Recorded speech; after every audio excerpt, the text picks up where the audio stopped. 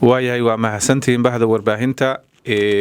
magaalada Samareeb ee caasimada dowlad goboleedka Galmudug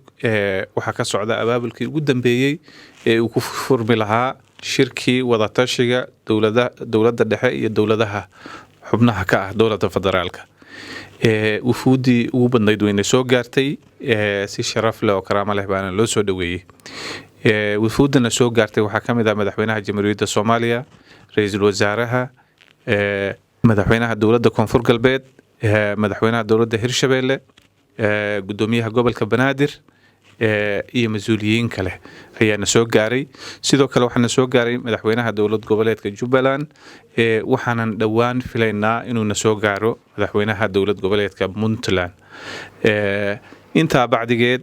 qorshuhu wuxuu yahay in uu si rasmi ah shirkaasi noogu furmo caawa ilaahay hadduu yiraahdo waxaan rajaynaynaa inuu shirkaasi guul ku soo dhamaado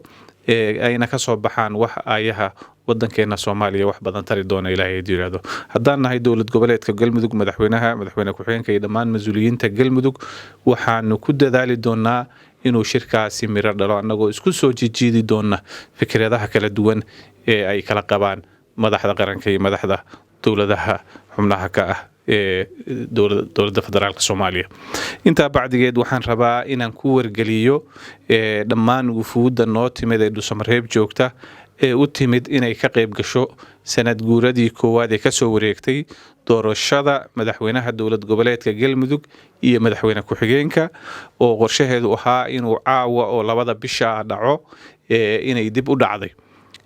sababta aanu dib ugu ridnay munaasabadaasina waxay tahay annagoo wali ku mashquulsan soo dhaweynta iyo diyaarinta shirka ayadka talinta Soomaaliya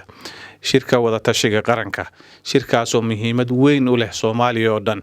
sida daraadeed waxaanu garanay inaan danteena gaarka dib dhigano oo aan ka shaqeyno danta caamka goorta aanu ka dhigan doono munaasabadaas aadka u weyn ay ka soo qayb galayaan dadka ugu badan dib ayaan idinkaga soo sheegi doonaa ilaahay hadduu yiraahdo waana mahadsantiin